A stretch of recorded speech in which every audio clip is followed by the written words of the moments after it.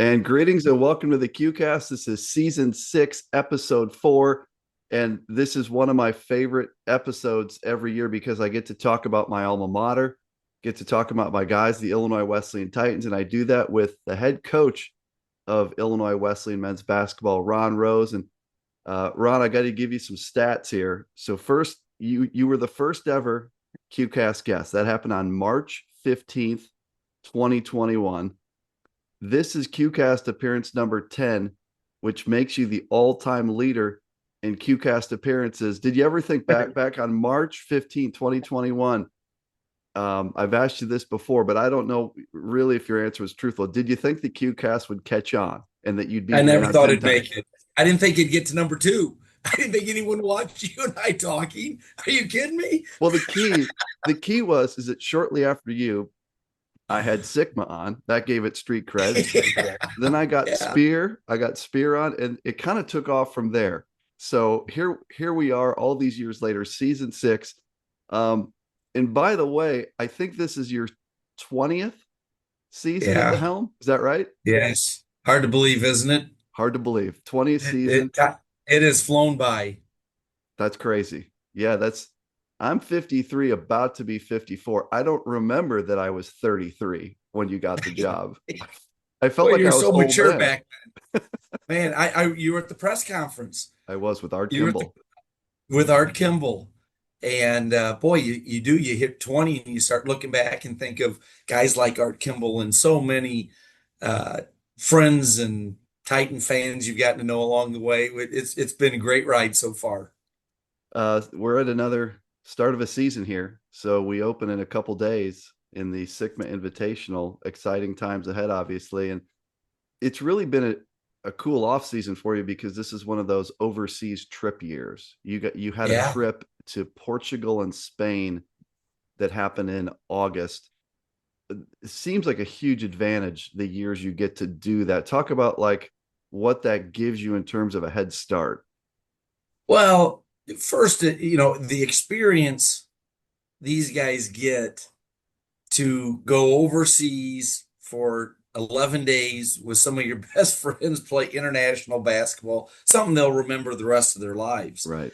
And we headed to Portugal and Spain, 11-day trip, 9 including travel days. So we're over there. Basically, we spent 3 days in Lisbon, 3 days in Sevilla, 3 days in Madrid, played one game in each place. And it also gives you practice time before you go. And I've always said the real basketball value is before you go. The trip is the trip. I mean, Right. we Beyond Sports, Tim Whittle, good friend, organized a trip, and I say pack the itinerary, and we go. Um, and and so you do play the games, which are cool, but it really the value in with a group like this year, where we graduated 6 seniors who gobbled up a lot of minutes, a Right. lot of experience the last few years. It gives the new group to start developing its own personality, its leadership. And in this year, because it's such a new group of guys in different roles, we experimented with a lot of things. Sure. Some things that you're thinking, I'd like to try that. Let's see what that looks like. It gives you a chance to do that when normally I don't know if I would do that very often during the season, experiment a lot. And just having that trip where you get to experiment, you get to practice on the front end. And then now with the new rules that are a couple years old, where you get to start practice earlier if you choose to. And I think you did, right? So talk about now the decision to start practicing earlier and how that changes the dynamics a little bit of the preseason. Yeah, you think back, I think it was, October 15th is a day every Hooper has etched Yeah. in their mind as the first day of practice. Well, that's not the way it is anymore. And so they allow us to have 8 flexible days prior to or after the season, October 15th or after the NCAA tournament, Sure. that you can use one way or the other. We've always chosen to use them on the front end. And so we start essentially October 1st now. And it allows, I think the really good thing is it allows you to ease into the season and physically it's so much better for our players instead of kind of that shotgun start and you take off and you practice 4 or 5 days in a row and everybody's ankles, shins, and knees are hurting. Right. You're able to practice, take it a couple days off, practice again. And it's also better learning, you know, especially for new players, that you have a day or two to digest what you did instead of every day learning so much new. So it's really I'm so thankful the NCAA made this decision because Yeah. it's really what's best for the players and the programs. In terms of preseason exhibitions, I believe the rules are something like every team gets to play a couple scrimmages slash exhibitions. In the past, you've had this great stretch of playing a bunch of D1s. I mean, to think last year, I went up to watch us play DePaul and then went to Hinkle Fieldhouse to watch us play Butler. You've had this long stretch. The rules have now made it a little difficult because D1s are exhibitioning D1s now. I think that Illinois Yeah. State played Northwestern, or I can't remember how that played out, but is it you didn't have a D1 exhibition this year? I know you tried. The rules have to be hurting that process. Is that fair to say? And it's going to be more challenging. We have had an unbelievable run of Division One exhibitions every year, and we're going to keep trying. We made our phone calls and it didn't work out this year. We thought we had one on the line, but you're right. Division One's now with the ability to play other Division One programs. That has been the trend now, but I'm hoping there's talk that maybe they'll get three, maybe they'll expand the number of exhibition games. So we're hopeful we can continue to do that. I've loved how it challenged our guys and gave another unique experience. We played a couple close scrimmages this year against good programs and good competition. So I still think and maybe with this new group, it was to our benefit to do it this way. Sure. In terms of our group's development, but we're going to see if we can get a couple on the line again next year as well. And you play these close scrimmages this year. You have to give the QCast credit because we somehow always get the scores, Coach Rose. I mean, fair to say, right? You're killing me, man. I told the other coaches, and I don't know how you do it. I said I can't control my guy. He's got people everywhere, and I have no idea how you found out about our last one.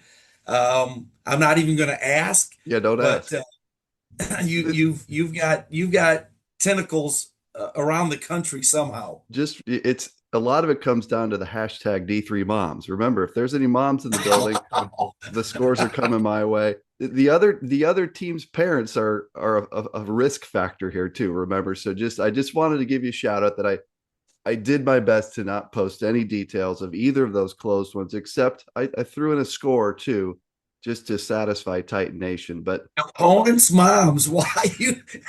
I didn't even see that one coming. yeah, That's hashtag amazing. D3 moms. So just we'll do another podcast on that for sure. We got to talk about your six seniors from last year. What a talented Sure. group, from every angle, what they did for you on the floor, but also just like the culture of the program, leadership. How, I mean, you're not going to replace these six guys. How do you move into the new season with those guys gone? Well, it was really a fun group. It was just a great group to coach, to be around. It was really rewarding to see their growth from their freshman year and freshman antics to their senior year and their maturity and how they've gone, what they're doing right now and how well they're doing, how they're still so close. So I miss them. I miss having them around campus and practice every day. But that's the nature of college athletics and I think that's one of the cool things is whoever came up with 4 years, it's a pretty good clock in the sense that they graduate and you miss them, but there's other guys that are itching for the opportunity to lead and to grow. And this will give those guys that opportunity to kind of experience leading the program and passing on the traditions. And, we've got a long line of that. Long before I was the coach here, when Eddie Moore and Bob Spear and those guys were leading the program, they got passed on, and I had my opportunity to be a player. So it's fun to see how over the years some of the similarities in tradition and culture going back to the 60s and 70s. And it's nice for me to see as an alum how quickly these guys transition into new roles. I can't ever divulge my sources, but one of your seniors from last year turned into a spotter for me at the Elmhurst Chicago scrimmage. One of your guys that was a very good rebounder and a very streaky mid-range shooter, didn't have a lot of dunks as this guy. He was sending me hot takes. He was sending me photos of rope, scores. There was even a moment where Nick Roper made a three in front of the Elmhurst bench, and I got word that there was some jawing between coach Shane Miller and player Nick Roper. Shane Miller, who's a grad assistant at Elmhurst. So you have guys that have moved on to other things, including providing me source material. Isn't that amazing? That's really dangerous. And I'd consider the source cue, but I heard those stories, which just cracked me up. I love that. I love that they're still such good friends and that camaraderie that they have.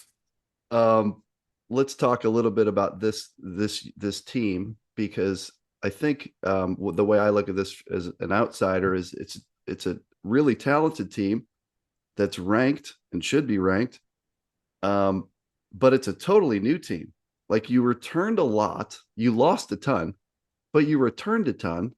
You added some serious talent that's going to be on the floor. But last year was sort of a defensive rebounding team, a grind you out team. You held opponents under 40% field goal. You held opponents under 70% per game. You averaged +9 on the boards.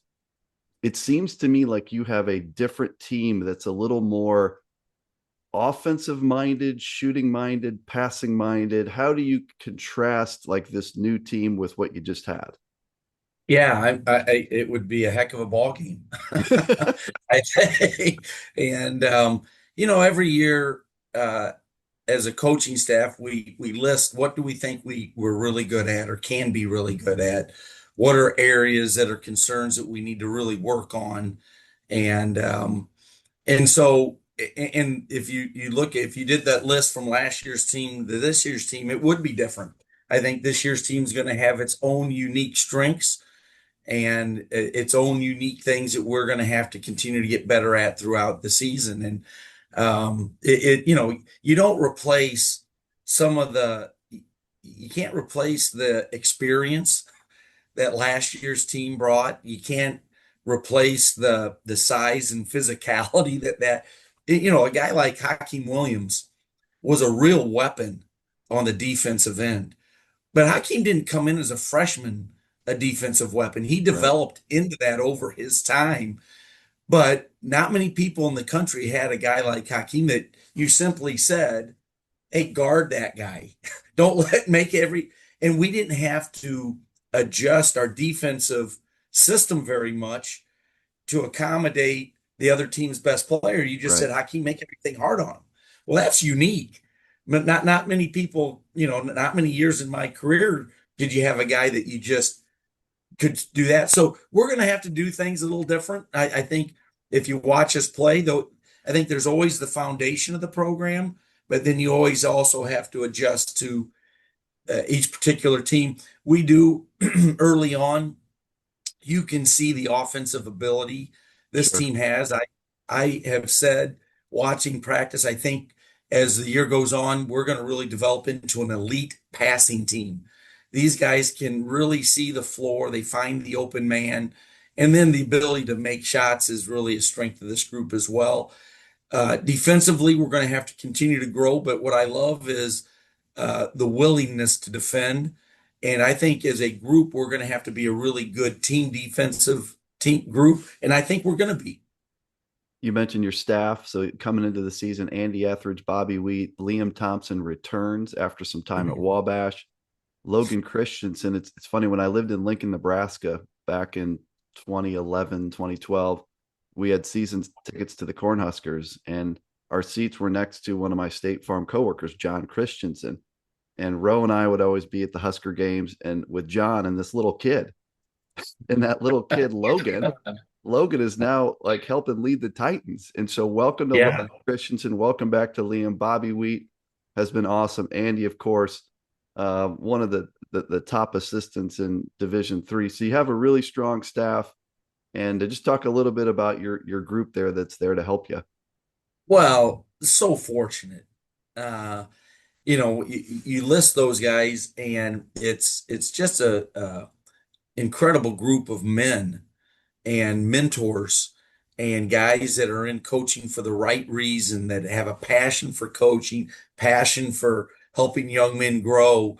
But to have the continuity, I think this might be year 11 that Andy's been Wow.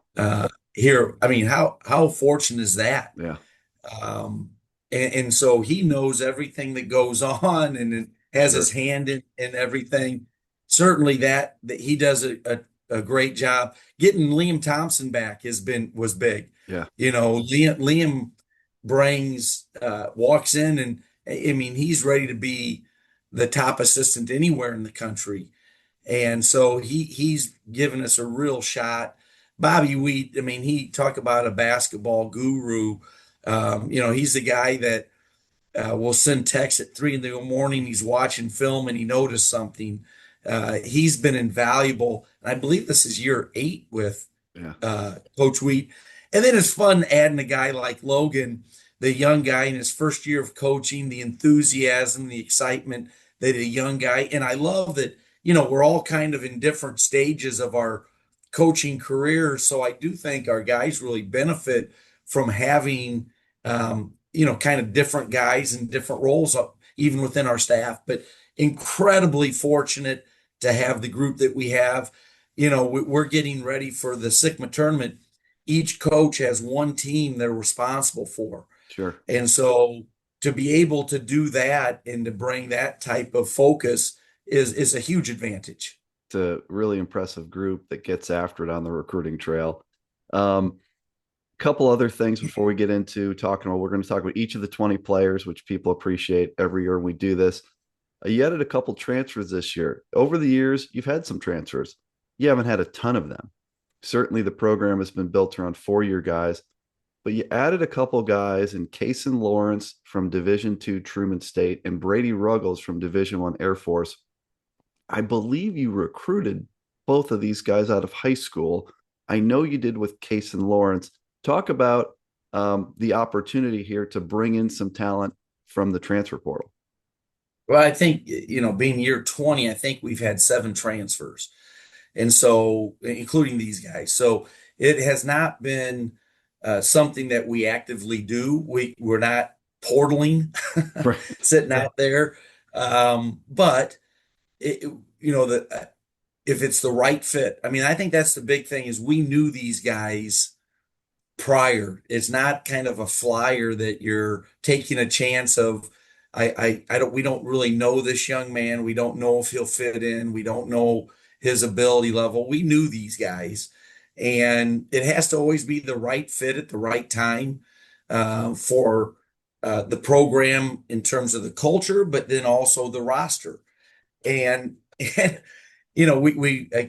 talk about being fortunate with the coaching staff. We're very fortunate that these two guys were interested in transferring, looking for a new home, and they have fit in from day one. Yeah. I mean, they're Titans, and I think that's 2 parts. It speaks to the type of young men they are, and it also speaks to the type of young men that are already in our program. I've always thought, Yeah. We've got some of the most welcoming guys you're ever going to find. And you would swear they've been here their entire careers at this stage. So they are the right guys at the right time to fill out our roster for sure. And then a third, kind of a big impact newcomer guy that's not a transfer. Interesting situation. Noah Cleveland is a 6'8" sophomore that went to school at Illinois Wesleyan last year. So I know that, I think everyone in Division III or in town at least knows that he was one of your top recruits a year ago. He decides to not play basketball. Then he decides to come out this year. and it seems like this is the guy that's going to really, make a big impact for you. Talk a little bit about how the Noah Cleveland thing came about this year as adding him to the roster. Well, I've known Noah's mom, Marla, for 30 years. She's a Hall of Fame player from Illinois State. She coached you. She volunteered, coached here with the women's team for a long time, and I have so much respect for her and their entire family. And then Noah came to camp when he was a little guy, so we've known Noah for many years, and then we recruit like crazy. I mean, I think we had season tickets to normal community games his senior year. Stalking, There was stalking. there was a staff, somebody on staff watching, and so I felt like we had a great relationship with Noah, and Noah decided to come to Illinois Wesleyan. So apparently we did a good job of showing him what a degree in Illinois Wesleyan would be like, but he decided not to play. And I'll never forget the first day of school. Part of our responsibility as coaches is I teach 3 classes in the PE department, 3 7-week classes throughout the year. Well, last year, one of my assignments was to teach tennis. So I walk out to my tennis class, and lo and behold, there's Noah. And I'm like, Noah, this isn't the sport I want to coach you in, but I'm going to, one way or the other, it looks like I'm going to get to coach you. So, and he was pretty dominant tennis player. I'll tell you that right there. And, throughout the year, we'd see Noah. And what was cool was he's down here working out, just teasing us, because you see him getting stronger and he's shooting buckets and like, doggone, he looks great. And so we were excited that last spring, he kind of got the itch to play again. And again, what a perfect fit. Like he rolls in, our guys already know him. He's a Titan too. He fits Yeah. in so well with our group, and just a wonderful young guy that is going to have a major impact on our team. And we'll talk about him when we get to each of the players. But yeah, certainly a guy that's going to do some big things this year. Wanted to Okay. ask you about. I don't think I've ever asked you this on these podcasts, but just that hashtag YD3. You're a guy, Ron. You transferred from a Division I school, Valparaiso, to Illinois Wesleyan. You were here during the really early days of Division III, the first few years that the Titans were D3. Now, for 20 years, you've been recruiting kids and trying to make the pitch of what's great about Division III versus, I mean, you have a roster every year loaded with D2 caliber guys, sometimes, a D1 caliber guy. What is it about Division III, Ron, that you enjoy so much and have decided to make a career around? I think perspective and priorities. I know when I decided to transfer, I wasn't having a great experience where I was at. And I was fortunate that Coach Bridges recruited me out of high school and then allowed me to join the team. And I'll remember this when I transferred in, how welcoming the guys on the team were to me and the experience that I had. I wanted to continue playing a high level basketball. I didn't want it to impede my opportunity to get a great education. And I wanted to have a college experience. And I was able to do all those things. I mean, I Sure. had an incredible time at Illinois Wesleyan as a student athlete. And my goal and our goal as a staff is to give our current players the same opportunities and experience that I had as a student athlete. And you don't have to compromise. You don't. Our guys work hard. Our guys are committed basketball players. Our guys, when they graduate, our goal is to reach your full potential as a player. You don't have to compromise. You watch the games, how competitive they are, but you don't have to compromise your education that you get.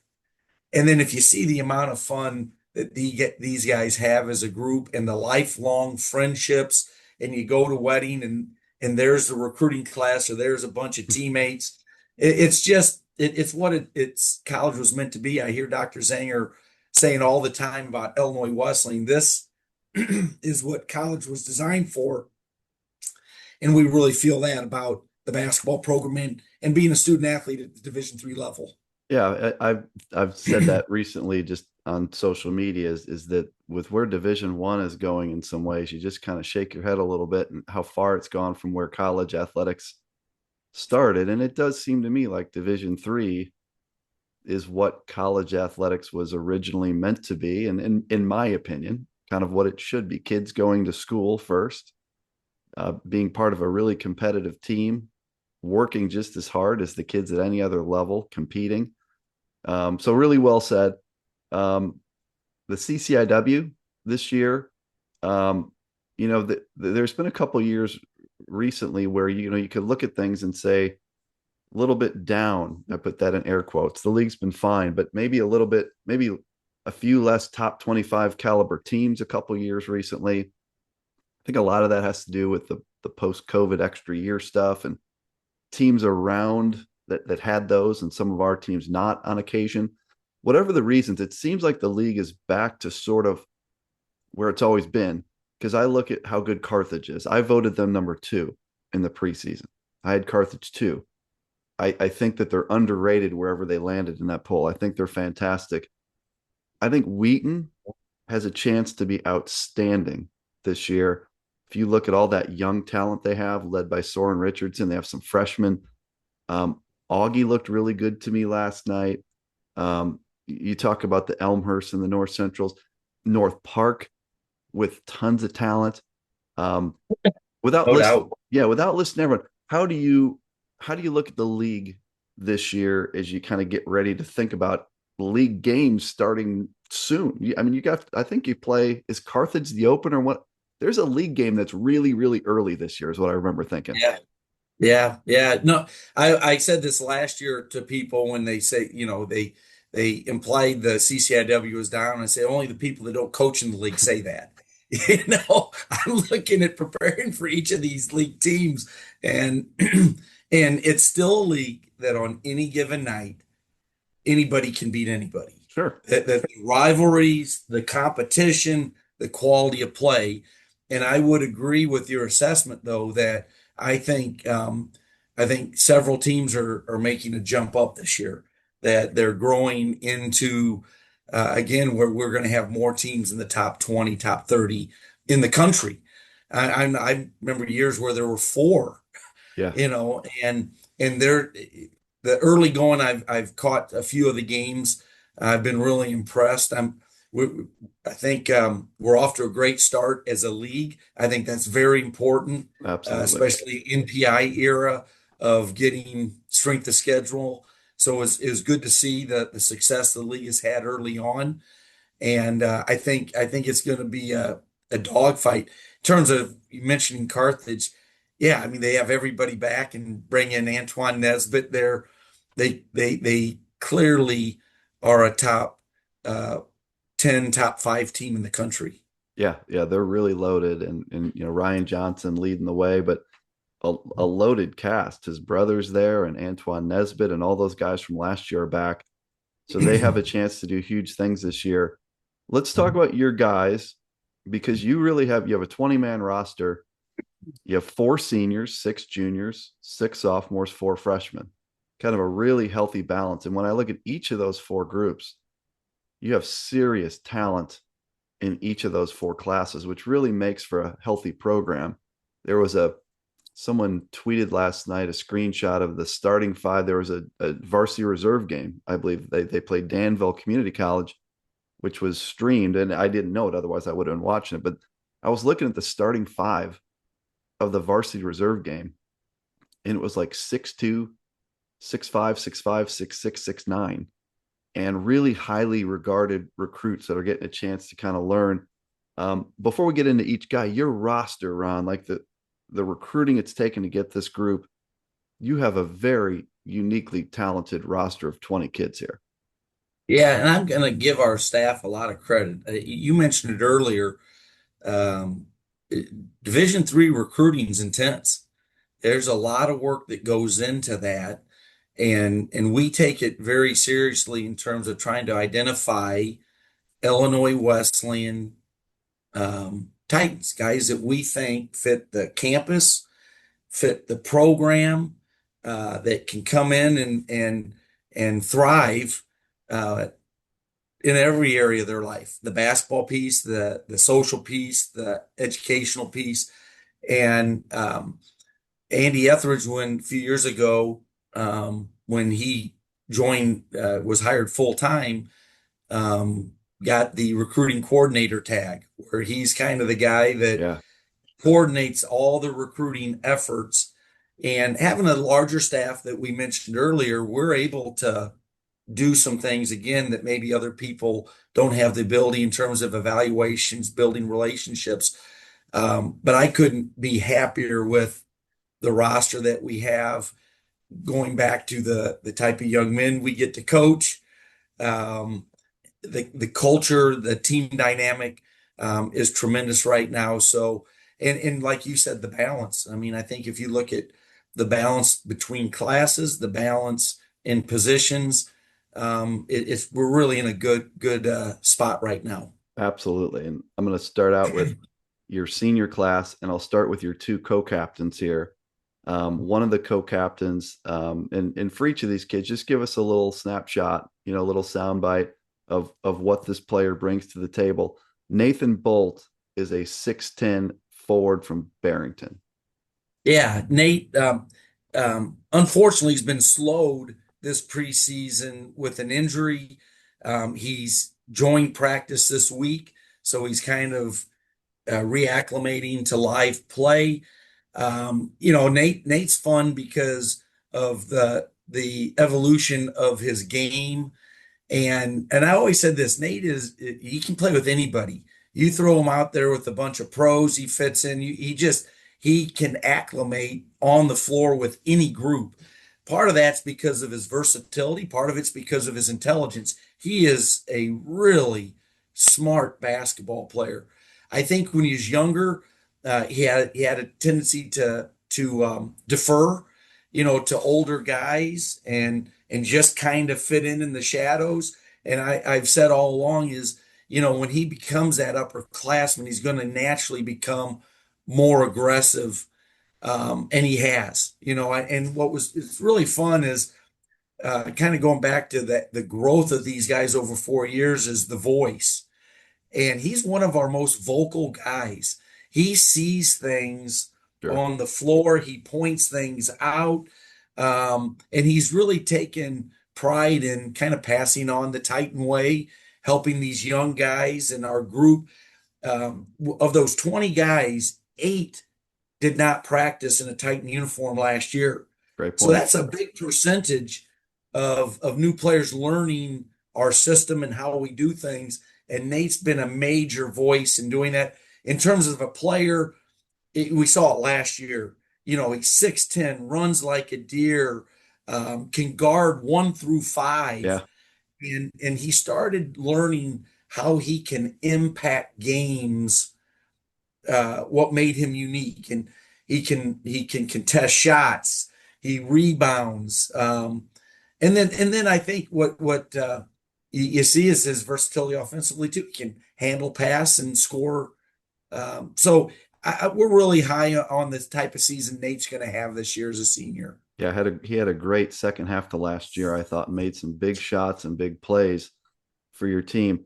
One of the returners you have, the guy that was your leading scorer in NCAA tournament games, is another one of your co-captains, and that's Karlo Colak, who's a 6'5" guard from New Trier. You know, but actually, Karlo and Nate both had different times in their careers early on, slowed by some injuries. But Karlo came on like gangbusters last He sure year. did. The second half of the season, you just saw some of that ability coming out and the confidence. And he can score the basketball. I mean, Karlo can, and he can score in a variety of ways. He can get to the basket. He's 6'5", strong, athletic. He can shoot the ball. What we've seen, and we pointed this out from our film from our last scrimmage, Karlo's going to be a stat stuffer. He's not just a scorer. Early this year, his passing has been spectacular. He's big, strong defender. We were telling him at the end of the last year, we're grooming you to take over, guarding the perimeter guy's best player. Mhm. And he really grew on the defensive end. He's always been a tremendous defensive rebounder. He's really growing into his offensive rebounding also. So I think he's going to be a guy that if you start tallying a stat sheet, you're going to be doing this a lot because he's going to have his hand on every aspect of the game this year. And I think your first Croatian born player, right? So Carlos born in Croatia. He was there till like he was 12 years old. A guy that has been slowed by injury. In fact, I was in the building at Hinkle Fieldhouse when Nick Tingley tore his ACL on like the right wing against Butler, 6'4" guard. Talk a little bit, if you would, about Nick Tingley. Yeah, what a great young man, hard worker, great teammate. He has been slowed with injuries over the years, especially the ACL. It's just coming on a year now, not even a full year, and he just is a fierce competitor. I'll go back to the balance we talked about as a D3 athlete. The first ever double major in finance and accounting at Illinois Wesleyan. And he has started a trend. There's others are following it now. Wow. I mean, he's crazy smart. While he had a big time internship that turned into a job offer and a job from this summer in Chicago. He's taken the train, doing this internship, rehabbing his ACL. I mean, it's amazing what he was able to accomplish in a day from early morning to late night. And that's just the type of young man he is. Whatever he's going to do, he's going to give it his all. He's a guy that everybody respects because he brings it every day. And he's not 100%, but he's getting closer every day. And he's a guy that has in these scrimmages every time we've called his number, he's gone in there and done very well. So we're excited to get Nick back healthy this season. You've got a really talented group of point guards on this roster. I guess no surprise since the head coach was a point guard.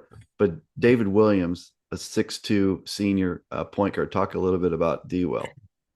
D will. The thing I remember watching him play and the motor, the when he was at Notre Dame, he had a very talented group, but it was his team.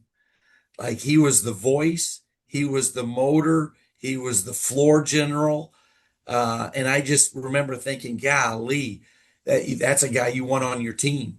And he's been slowed by injuries also. I think back to last year, what an unsung hero. You think back to different games, whether it was University of Chicago, Stout, Yeah. our game at Carroll. We probably don't win those games without David's contributions. And he's just a guy that makes you better. He's gonna play with incredible energy.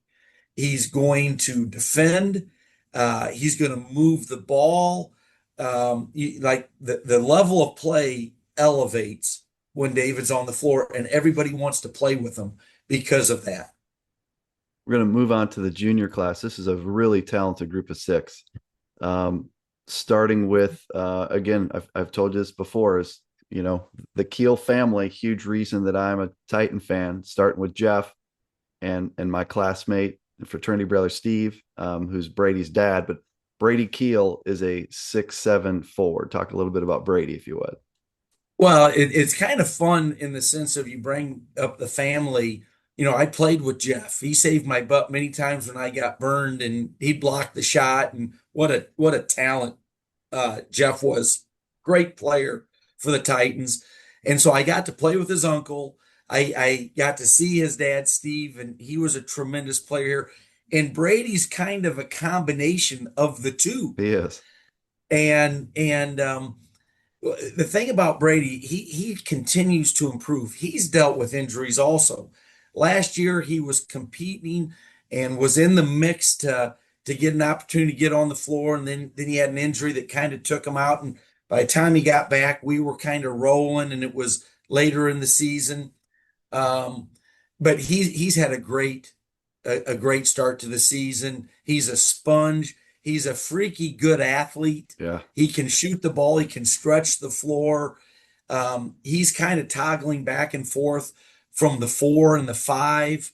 And he just gives us just a tremendous player that can fill a lot of gaps on your team.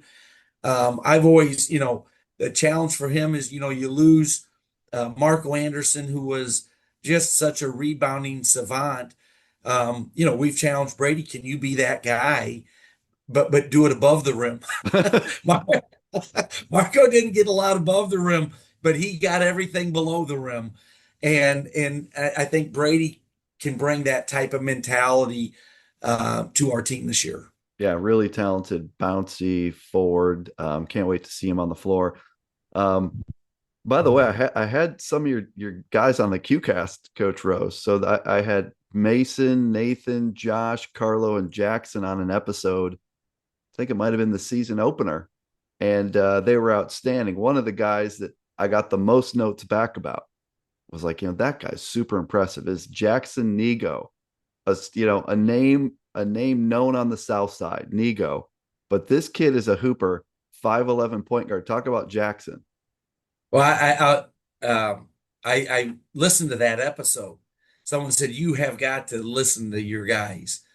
They're unbelievable, aren't they? They are. I mean, if you're a recruit out there and you're watching this, go out and watch that and tell me you don't want those guys as your teammates. I mean, they're so much more polished than I am.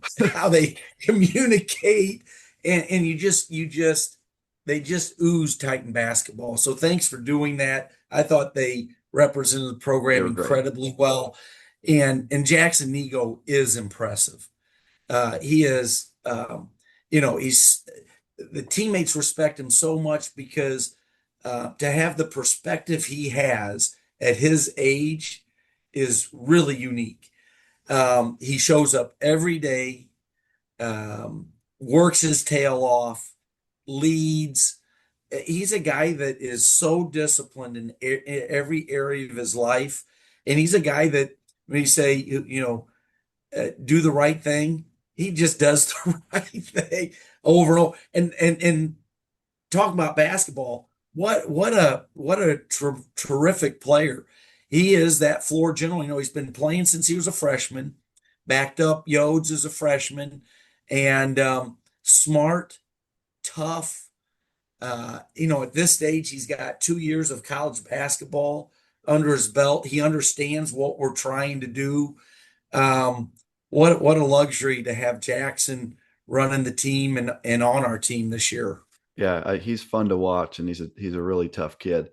Let's talk about this transfer. So Casen Lawrence is a 5'10", what I would call a combo guard from Truman State. Talk a little bit about Casen Lawrence for all the Titan fans that don't know who the heck he is. Well, we recruited him hard in high school, broke our hearts. Yeah, I know he was one of your top guys. I know that.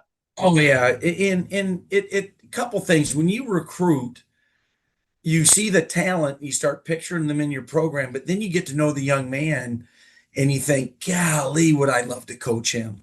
And he's one of those guys as we recruited him, it's like, man, would he be fun to coach?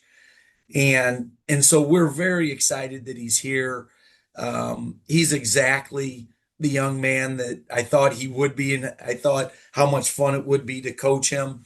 We recruited him as a point guard. He can definitely play the point guard position.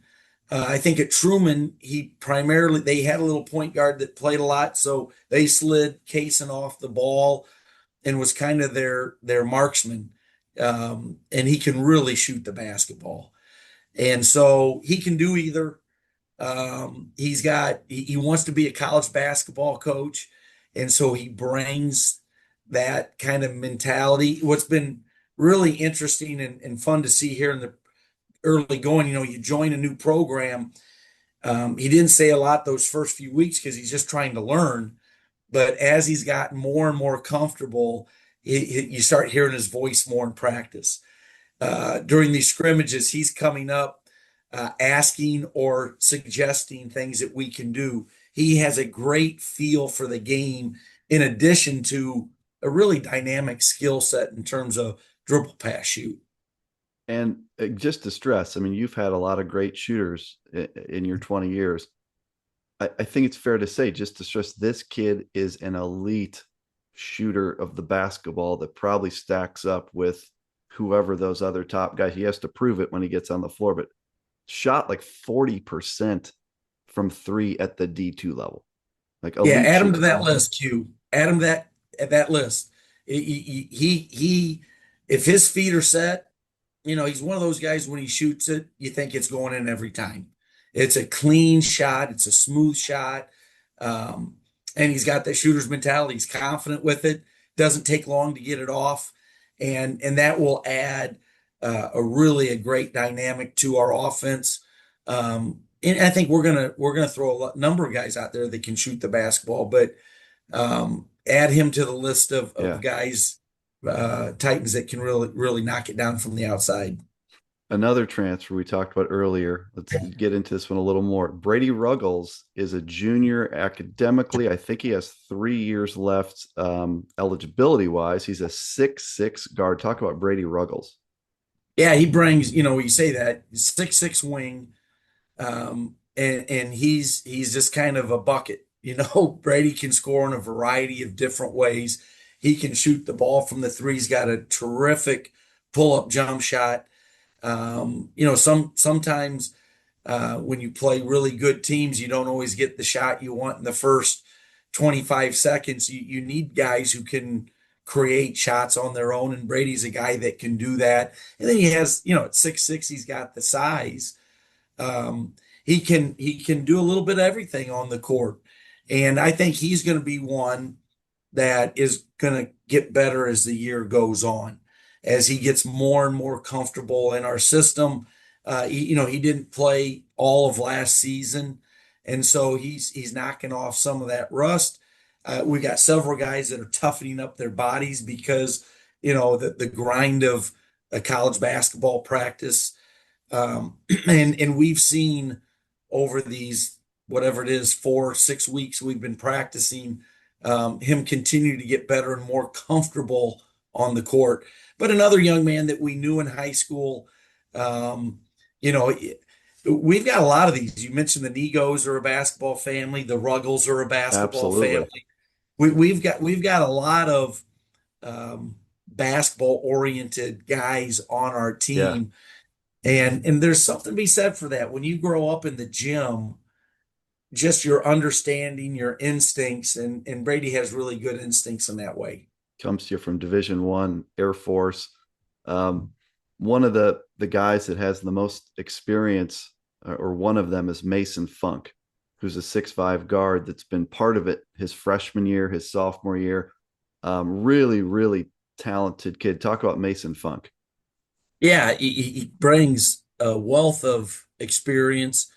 He's that guy that got on the floor as a freshman, got a taste, was a critical player on our team last year. You think of some of the best games we played were some of Mason's best games, really elevated our team, and he's gotten much better. Again, you're an upperclassman and you take on an expanded role, but his motor, I mean, you wind Mason up, he doesn't say a lot.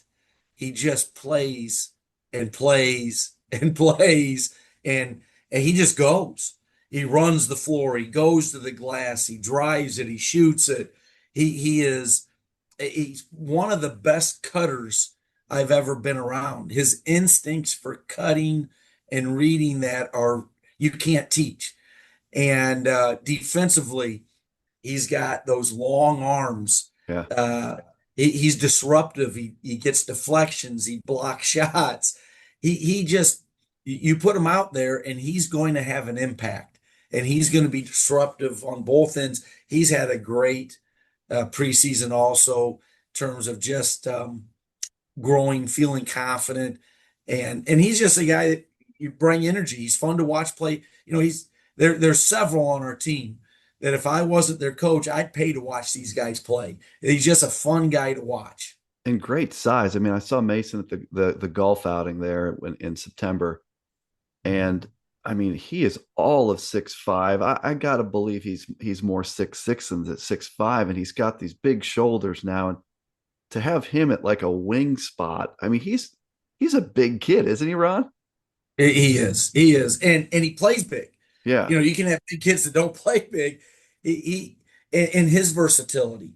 You know, there'll be times, and I'll say this: he's also crazy smart. Pre-med, we call yeah, him Doc. yeah, yeah, You know, yeah, he's going to be a doctor someday, um, and and so you can do so many more things with our roster and our guys that I think a lot of programs can do. And he was a guy that he essentially can play four different positions for us, and he'll bring the ball up off the dribble. He'll post guys up because you're right, that size, he's at a unique size that he can get a little bit of everything done on the court. yeah, yeah. Excited to see Mason play. And then another really talented junior is Dylan Schmidt, who's a 6'4" guard. Talk, if you would, about Dylan. Yeah, Dylan is a Titan. You know, I think I mentioned this. He was being recruited by some CCIW schools, and coach said he brought him on campus, and he said, I really liked him." And as soon as he left, I said he's going to Illinois Wesleyan. He's a Illinois Wesleyan guy, and so he is going back to kind of that discipline. Like he eats right, he works out religiously in the weight room, on the court, and he's really athletic. I mean, Dylan can shoot the basketball. He averaged 20 some points a game at Johnsburg. So he is a terrific offensive player. But I think he realized, something that he could bring to this team is on the defensive end because of his athleticism. Right. And I think he got in late in the game and hammered one in transition, and he'll do that on you. I mean, he's that athletic that when he goes to the basket, and you mentioned he's 6'4", runs, jumps, terrific player and young man in our program. We moved to the sophomore class, a really talented group here. Let's start with Alec Schmidts, a 6'5" forward. Well, I know you love his mentality. I I mean, do. This kid shoots. Shoot first, think second. I love it. he walks in the gym and he's in range and ready to go. It doesn't take long, and that's Al. I mean, he's a tremendous 3-point shooter with range, and he's unique because he's got some good size. He's really a great pick and pop guy. Another guy that's very vocal and works incredibly hard. But if you're in a shooting contest, he's right up there with anybody on our team. Connor Williams is a 6'2" guard. I mentioned that JV game or the varsity reserve game last night. It looked to me like he was the starting point guard in that game last night. So really versatile. Talk about Connor, if you would. Will, South Side, brings that South Side toughness. Quite unassuming competitor, unassuming. I think he's really funny. Like he's quiet, but um, he's got a great personality, and he's that guy, lunchbox guy. He shows up every day, punches in, does whatever you ask, works his tail off, and he's a combo guard. He can really score. I mean, really score. He can shoot it. He can rise up. One of the things, his pull-up jump shot, he can rise up over smaller guards.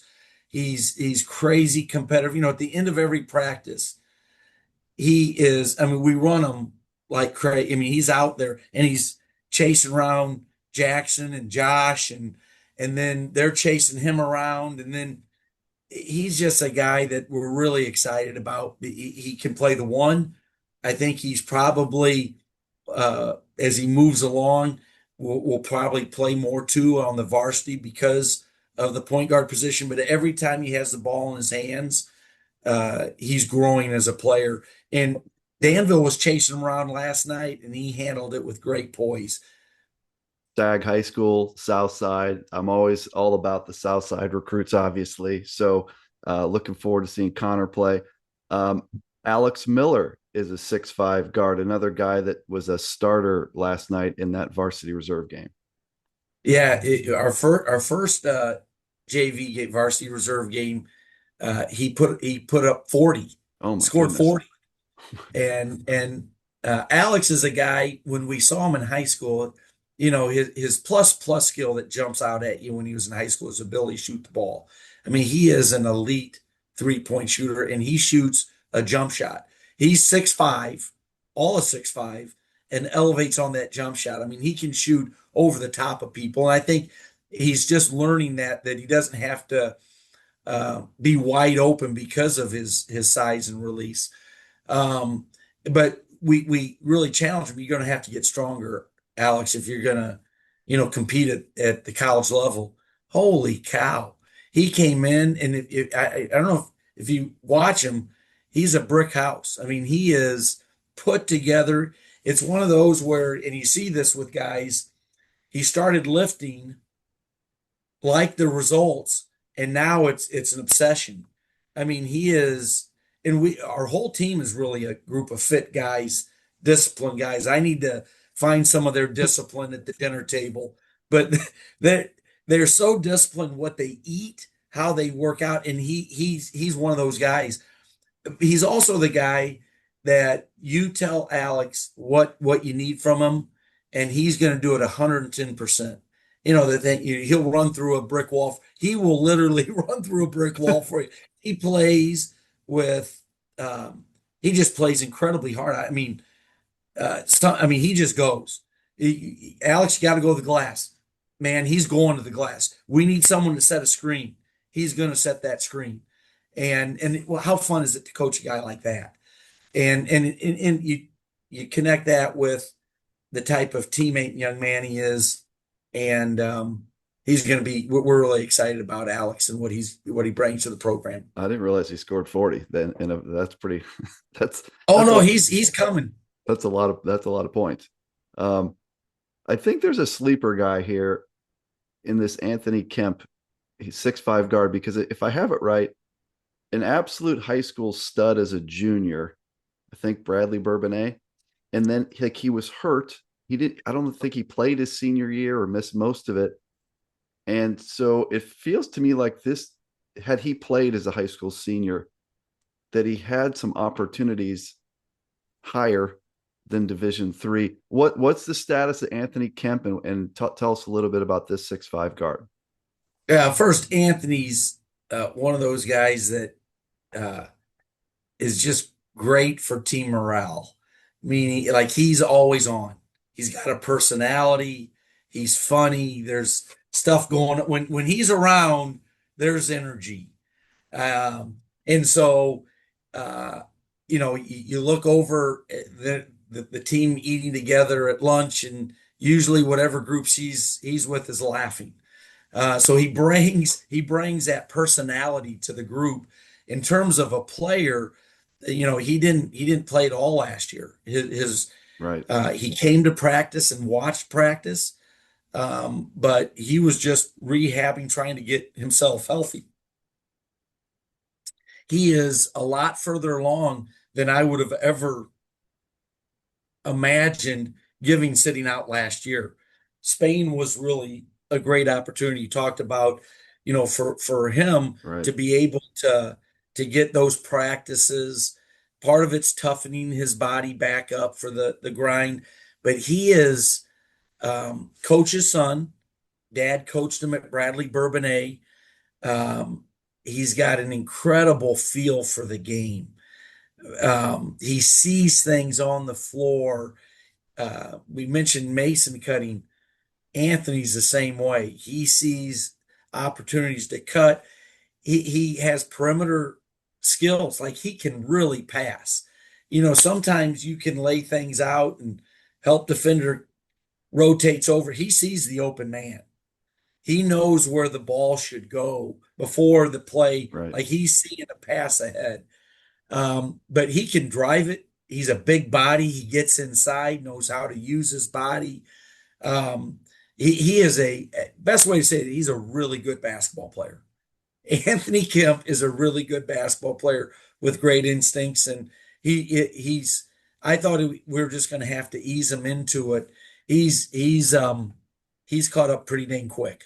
Yeah, that's I was starting to kind of get word from people that this might be a guy that makes an impact. So I'm excited to see Anthony Kemp play basketball. You have the reigning national rookie of the year per D3hoops.com. Josh Fridman, 5'10 sophomore point guard. I can't think there's too many point guards in Division III that are more talented than the one you have in Josh Fridman. Talk a little bit about your sophomore.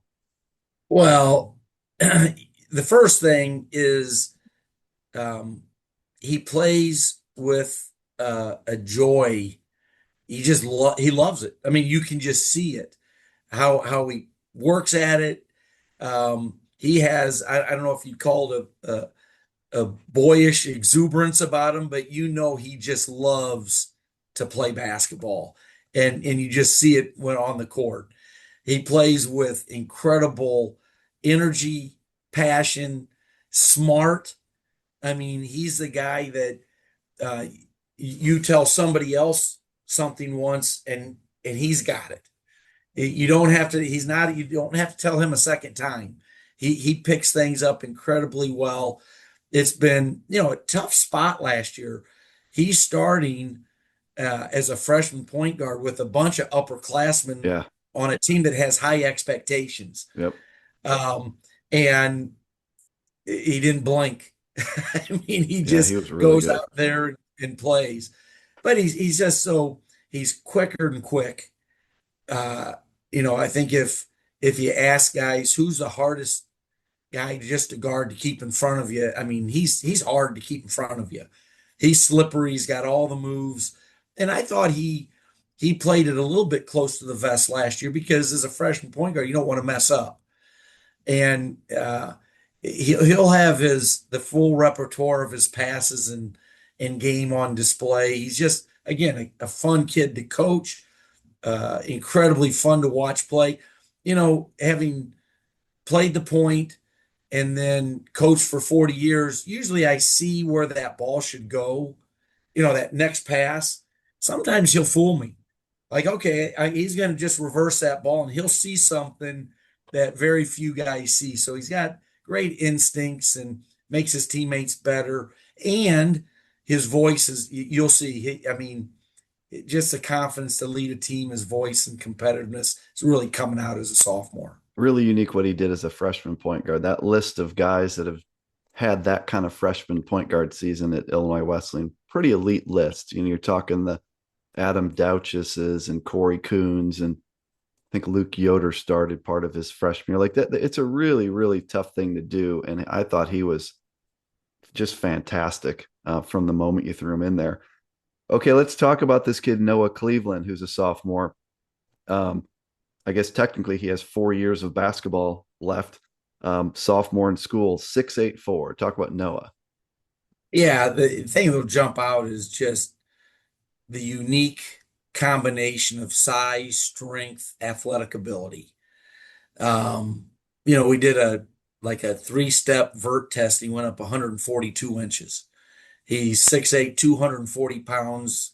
And last year he just lifted. People that haven't seen Noah since high school see him like, holy cow. He didn't just sit around in the dorm and eat candy bars. He was working out. I mean, right. And I've said this about Noah, and this isn't a slam. The game comes easy to him in the sense that he gets it. Like he knows how to post up. He catches the ball in the post. He sees things. He last scrimmage, I think he hit 3 threes. He can step out and shoot it. He's with limited experience in our system, a great post passer. Teams are gonna have a hard time knowing how to guard him. You go one-on-one, he's got post moves. You double him, he's a great passer. And we've got guys who can shoot it. It's going to be interesting because he's just got a great natural feel for the game. He can run the floor. He can put the ball on the floor. I mean, I'm really hopefully not putting too much pressure on him. He's really good at basketball, and his size is different. What I liked in the scrimmages, he's also gotten some really tough rebounds in a crowd. And so Noah is certainly gonna be a huge part of our team this year. We're excited. He's playing. He's an understated competitor. Like when we get in these games, he just cranks it up. Like he's competitive. He wants to win. And I think we have a group of guys like that. So very excited. And he's just scratching the surface. Yeah. I mean, we've seen him improve here in the early going of practice, and he's just going to get better as the year goes on. Yeah, recruiting rankings are just, are what they are. I did notice that when you look at one of the services, he's the highest ranked recruit that you've had in your 20-year tenure here. And again, that doesn't mean a darn thing, except for on paper. On paper, you have a big time addition to the program with Noah deciding to play basketball this year. Let's go to the freshman class because excited about these four guys as well. I like to say these things and wait till someone proves me wrong. The first ever Titan from Utah, I think no one has even come close to challenging me. Luke Meyer, a 6'9" forward who looks like he has a ton of game. Let's talk about this kid from Utah, please. Boy, are we excited. Luke is a Titan. So the connection is his uncle, Jesse Meyer, works here at Illinois Wesleyan. He also played at University of Chicago. Yeah. Yeah, I coached against him, and his uncle was a terrific player at University of Chicago, and very excited he's here. Well, he gets a hold of us last year and says, "Hey, I've got a 6'9" nephew that's pretty good. Can I send you some stuff?" And well, you click on his video. He's 6'9", runs the floor, has good feet, soft hands, finishing around the basket, can step out and shoot. And it's like, well, you know, you don't have to be a genius to figure out this kid. This kid has a ton of potential. And then he comes on campus, and our visits are really important to us in terms of getting to know them individually. And he's a terrific kid, hard worker, soft spoken. He is the guy, and we get a lot of actually probably all our guys are want to be coached and want to do what you ask them to do. And Luke is that guy. Like he is just a sponge in practice. And so uh, I don't know where this is going this year, but he is going to be a terrific player at Illinois Wesleyan, and probably sooner than later. I mean, he's got soft touch around the Yeah. basket, right hand, left hand, knows how to use his body, and performed well in these early scrimmages. He's a unique size at our level, but can step out and shoot too. I mean, couldn't be more excited about having Luke here from Utah, and then what his potential is. And you would agree the only Titan ever from Utah. Can you think of The anyone only one else? I've ever heard of. I'd like to maybe it starts something here. Maybe we'll get punching Pipeline. guys from Salt Lake City. So, but Luke is, yeah, I think we've got a lot of firsts with this group, I think. There's a kid here I like a lot because I like the hashtag D3 Dunks that was created by D3 Datacast. And this Bradley Biedke, 6'6" forward, he didn't have a senior year highlight film, but I've watched his junior year of high school highlight film. And all I know is this kid is a high flyer and a dunker. And so talk about Bradley Biedke, if you would. Yeah, and probably more like 6'7". Same with Brady Kuehl. I mean, he is a high flyer, and he could have put together a really good senior year I'm dunk. sure. I mean, he's a guy that will dunk on you, and fearless. And the other thing that we really like is, his physical trait at 6'6", 6'7", long. He'll be able to guard, I think, 1 through 5 when it's all said and done. Like he can move. and he's got a aggressiveness about him and a physicality that is natural. Like he's not afraid of contact. Um, he got in the scrimmage the other day. Here's a perfect got in the scrimmage and didn't go to the glass the first possession. I heard Coach E say something to him. He got the next two rebounds, one offensive, one defensive. He just flew in there. I mean, and he is going to be an elite rebounder for us. He has the instincts and the athletic ability to do that. Runs the floor, has a good offensive game that is going to continue to grow. But I think he's going to be a guy that's going to be on your reel. I mean, he's going to Oh be yeah. on the dunk reel. Oh He's going to get to the basket, and he's not afraid to do that.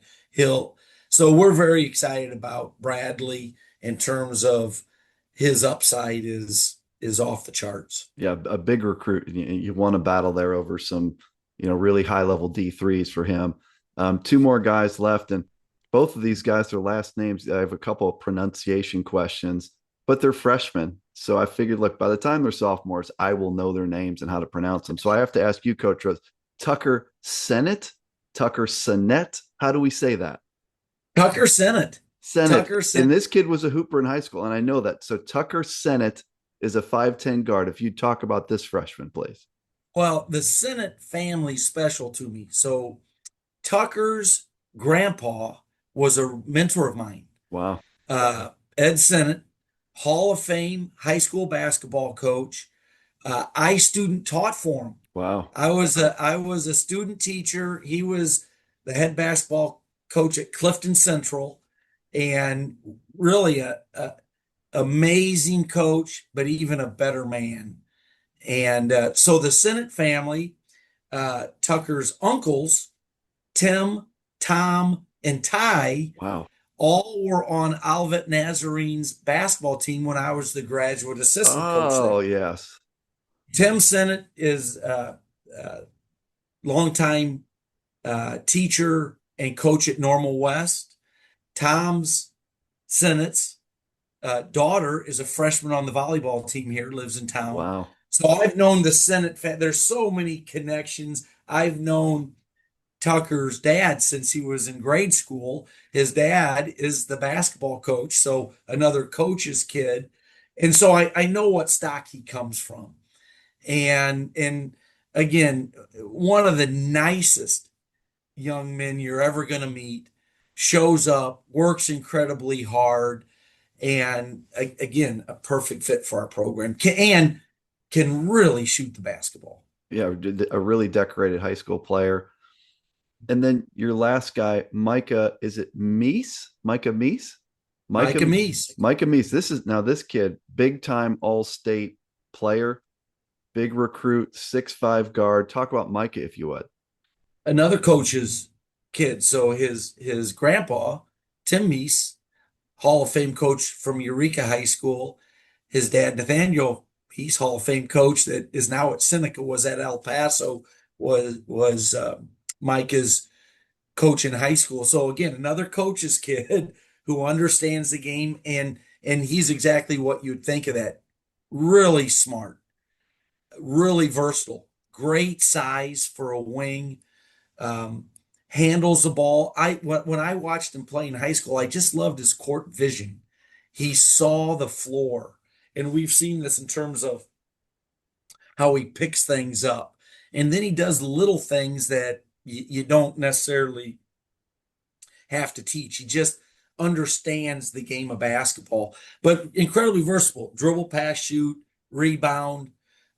He's just a good basketball player. He's grown up in the gym, and tremendous upside. I think he's one of those guys that makes everybody better that he's on the court with. Certainly a big recruit for you. A great freshman class of 4, a great roster of 20. I appreciate you taking the time to go through each guy like that. I know people appreciate that.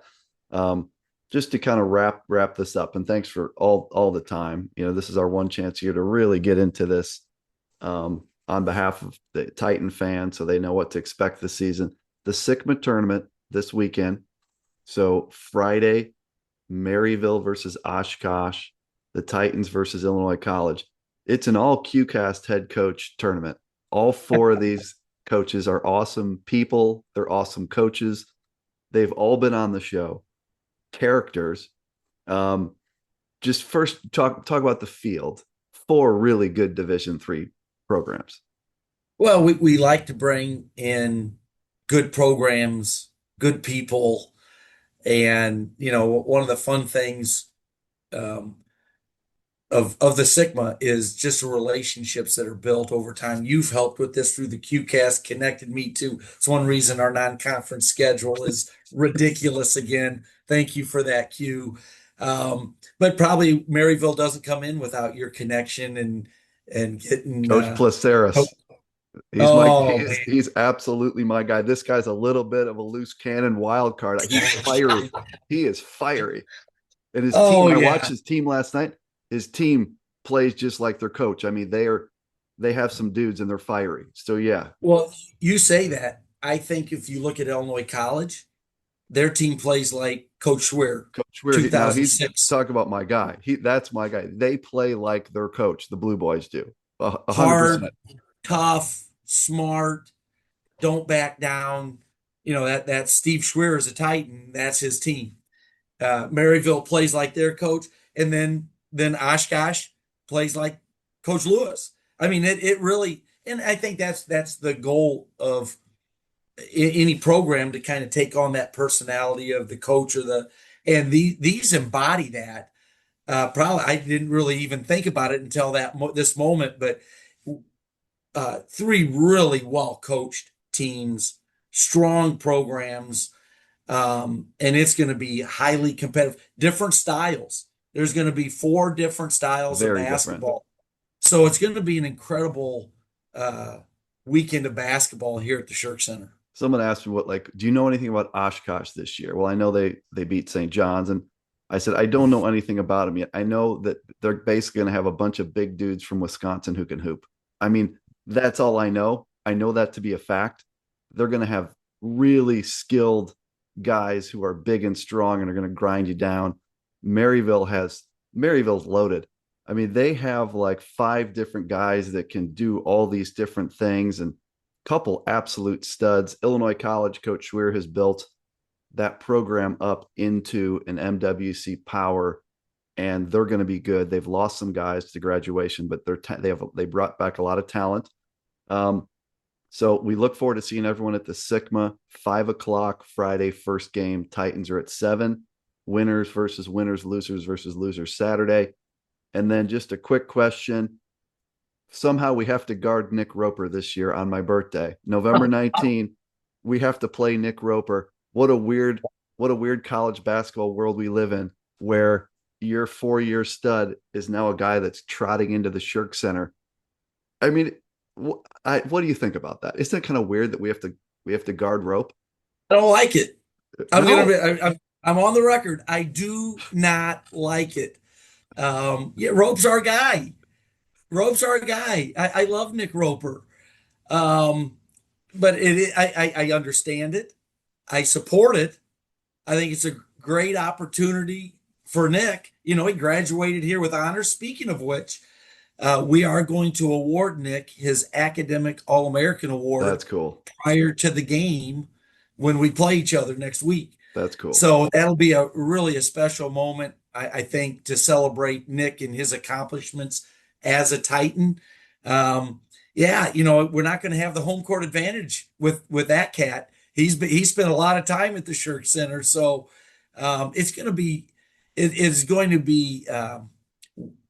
odd to actually have him on the scouting report, how to guard him, but I do think probably what's going to happen for him and us, the ball's going to go up, Yeah.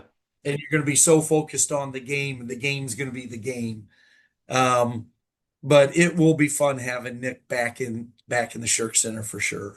Great non-conference schedule. Of course, our annual rivalry with WashU will be a great one. We know that. And the final game to call out is another trip to New York to play Yeshiva. And these guys will be ready, Ron, because I spend a couple years kind of needling them about stuff. And then I kind of have to dial it back as we get close to the game because they're really good. Like I voted for them in the top 25. You saw Zevi Sammet. He lit you up as a freshman. He's a few years older now, and they have a whole bunch of guys. So this, I I know that I make it harder Thanks, for you to Q. win that. Yeah. So Yeah. Keep you setting this up, putting the big bullseye on our chest. they're pretty good. They're pretty good, Ron. Well, I know their program. I know how coach runs things. I've watched them. I've admired them from before we played them to when we played them to since. It's one of the cool things. And I give you a hard time about, yeah, trying to get me fired by bringing all these great programs into our schedule. But I've gotten to be friends with these guys and how much I respect the jobs that they do. Now it keeps me up at night because when you're playing Yeah. really good coaches and really good programs, at least it sounds like we might get a steak dinner out of this. Is it, Yeah. can I get you on the QCast on record? Yes. 4 years ago, the night before the game, I treated the Titans to a very nice dinner, and I roped you into this thing with Yeshiva and having a guard Zevi Sammet. So I will once again, I'm verbally committed to taking the Titans to dinner. Let's get it, Coach Andy, to set it up at the same place if it's available. Let's do it. It's on me for sure. All right, all right. We'll get a dinner out of it. And the trip's great. We've done New York several times. Um, so yeah, that'll be an amazing trip. And Zevi, I still have nightmares. I think it was 40. I mean, it was 36, 38. His opening, he I can't even imagine how good he is right now. Missed the easiest shot of the night, missed a 15-footer that would have tied the game, I think. And it would have been nightmare times for this podcaster if Yeshiva walks out of the shirk with that W. So somehow he missed it and he made everything else. Amazing player, amazing program. Ron, thank you so much for all the time in the our annual Titan season preview episode of the QCast. This was your 10th appearance, the all-time leader in QCast appearances. There's some people that are not too far behind. Surprising, there's some people that have been on our bunch, like Coach Rainiak, Coach Shower, the people that you wouldn't associate, and they're way up there. So they're kind of on your heels. But I'll give you the final thoughts here, Ron. We've got Titan basketball Friday. Unbelievable. I hop on a plane, head up there to watch the Titans. What are your final thoughts for Titan Nation, D3 Hoops Nation, Coach Rose? Well, first, thanks for having me on, and I'm honored to be. This is the 10th time in leading that. You've become this great voice for Division III, and I appreciate promoting the Titans, but especially promoting Division III basketball. And the exposure our teams and our players get is at an all-time highs, thanks to you and many others that do this. So I really appreciate you taking the time this morning, highlighting our guys and our team. Very excited about this season. It's kind of we approached it as an empty canvas. Okay, this team, what do we want to become? I think it's going to be a group that's going to be play crazy hard, elite passers, fun to watch, and will grow over. We're going to get better as the year goes on.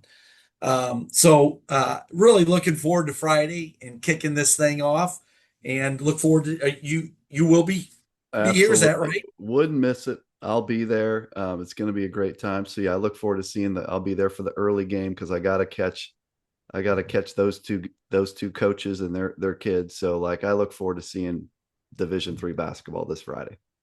Yeah, should be a great weekend. Thanks for having me on, Q, and look forward to staying in touch throughout the year. I appreciate it, Ron. And folks, this is QCast Season 6, Episode 4. Ron Rose is in his 20th year as the head coach of the Illinois Wesleyan Titans. Hard to believe. We've got Titan basketball this Friday. Coach Rose, we'll see you at the Shirk. Sounds great. Thanks, Bob.